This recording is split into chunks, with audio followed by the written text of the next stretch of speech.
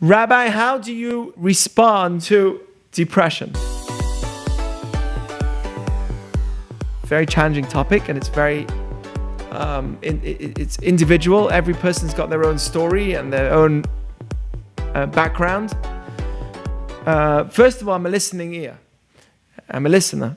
And that's the way you really respond, is let the person speak. It says, if somebody has a problem, a worry in the heart, you should allow them to speak about it. But at the end of the day, I'm not a therapist, and I do say that to people. So if they do really need help in terms of depression, then they may need to go to a therapist. That's not who I am. According to the American Psychological Association, well, depression is the experience of extreme low moods and a loss of interest. Doesn't eat, doesn't do sport, is not interested in anything at all. So that's what we would call already a symptom of depression. And it's caused either in three ways.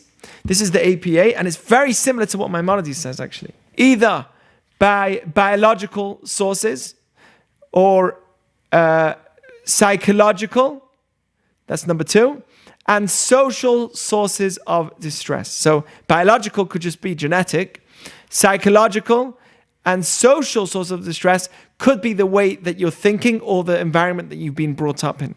So these are, I believe that psychological and social sources of distress can be changed. Biological is more difficult to change. So don't get me wrong, Judaism, is this weird thought that we are against medicine, we're against science. That's far from the truth. Judaism is not like that. You know, in almost every way, we are not like that. We don't believe in turning away from conventional medicine or anything like that. But we do believe in working on ourselves. So, it definitely, two out of those three reasons could definitely be worked on. And that's the psychological aspect and the social aspect that have been things that have been, hurting me in terms of making me think wrong. So I could actually work on those two. There are things in terms of depression that can't be, but those last two are definitely things that we can work on. So there is the need for medication, that's no question about it, but there are things that we can work on. Now, I will not ever tell somebody, if I do see that I could help them, I will never start off by telling them how they need to know what happiness and pleasure and joy really is. Because a lot of times we could be depressed because we don't know what real happiness is. That's true. But I will never respond to somebody like that. This is what I would always tell them. And this is so important because it's important for us to know. If we ever, and every human being goes through depressing moments, you can't label it as I'm depressed. You shouldn't label it too quickly. Don't label yourself too quickly as I'm depressed, because then you remove from yourself a sense of responsibility. You know the environment where you're around somebody, you keep saying, I'm depressed, and you start thinking, wait, I'm depressed. We had it with somebody else. There was someone I know who kept telling me, I'm burning out, until I was saying, wait a second, maybe I'm burning out. So you can't be in an environment where they keep saying that, because then it actually makes you think maybe there's something wrong with yourself. It removes from you the sense of responsibility. So we need to have responsibility, but one thing's for sure, and this is so important for ourselves, okay?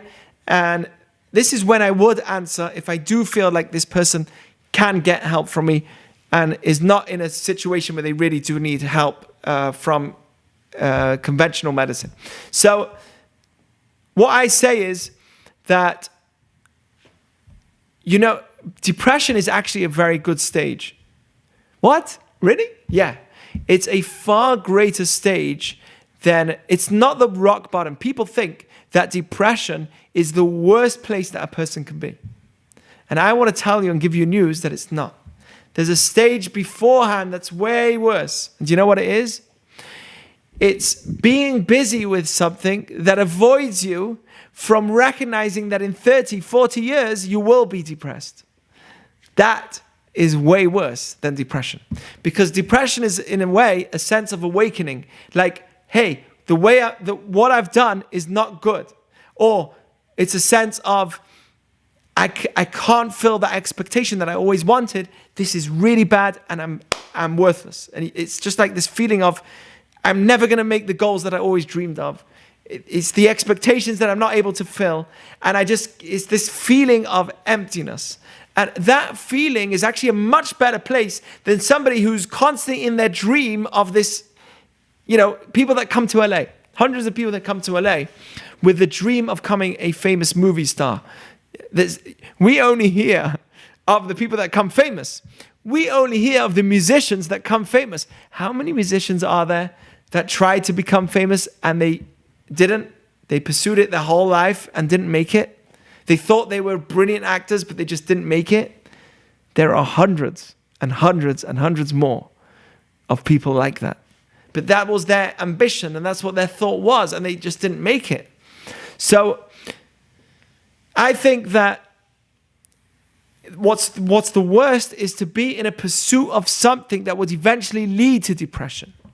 It's way worse than being in depression. At least is an awakening. Okay, I need to change course. The way I'm living isn't good.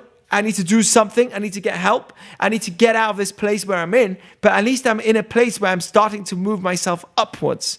The worst is somebody who's still going downhill and hasn't hit the bottom of the hill yet.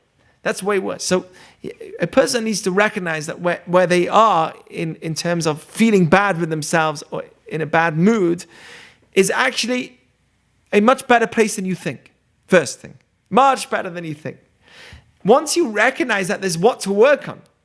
But at least to recognize that, hey, you're not really rock bottom. You think you are, but you're not. There's a place which is much worse. When somebody reaches 80, pursued something their whole life, and then realized at the age of 80, what did I do all this for? That's rock bottom. That's really bad. And even if that happens, it's never too late. According to Judaism, it's never too late. But still, at least at a young age, if somebody does feel that moment of depression, hey, guess what? You're not at rock bottom. So, I'll give you an example, okay? So how we can work on this. I'll give you an example. There are times where I sit with people, I sit with many people, and Shira does too, and we sit with a lot of young people, and our experience has been there's some people that are out of touch with their dreams. It's true, you should pursue your dreams, and you shouldn't, if this is your passion, you should go with your passion. But some people are out of touch with their passion. So, I've sat with a musician, and he's like, "Hey, Rabbi, I want to give you the pick. I want you to have it. It's mine. It's my best one, and I want you to have it." And I'm like, "Thank you. That's so kind." And then he says to me, "Listen, this is what I want to be. This is what I want to be my whole life. This is my dream. This is my passion. Rabbi, this is my passion." And I'm really impressed. But there's a moment where I recognize that, wait a second, this is getting dangerous. And that's when the person makes that passion the only thing that they're involved in, that's their only dream. And then I think to myself, wait a second, life is a lot broader. That shouldn't be your only goal. What's your goal of life? When I'm 80. And a lot of people, their goal of life is to be a professional musician, a professional, that's my goal in life. I want to see myself, but that's not the only thing of life. You've got to broaden your goals, make it more meaningful. The goal has to be broader, not bigger, but broader. There's not only one thing. If somebody's stuck and overly focused on one thing as their goal in life, then I say to myself, this is dangerous. Because at some point, either he'll get there, but then he'll say, wow, I spent 80 years. This is what's going to happen. Either he'll become a famous musician, and then he'll get really popular and continue being passionate about his music, and then reach 80 and say, oh my gosh, I spent all my life just with music and didn't do anything beyond that. That's terrible. And then they can reach depression. Or they could spend the next 30 years pursuing the passion, realizing after 30 years, this is going nowhere, I need to start something new. And that will also lead to depression. That could be avoided if a person has a broader sense of goals in life. Life is not just about how I succeed in my career. That's my goal. That's not the only goal. It needs to be broader than that, more meaningful than that, beyond just the goal of a successful career. There's a family that needs to be in a picture. How do I want to look at the end of my life? What is it that I need in my end of my life? What do I want to have? That needs to be in the picture. You see, no one has on their grave written, here lies a dentist that filled 2,500 cavities. Here lies a dentist that helped people put in new teeth into people's mouths. It's just never going to happen. What it could say is, here lies a dentist that was really kind with all his patients. That's what it could say. You see, our goal needs to be broader than just one area, which I believe is dangerous, because you make your expectations really high on one thing, which is not necessarily meaningful. If it's meaningful, great. But if it's not meaningful, then if that expectation falls, there's disappointment.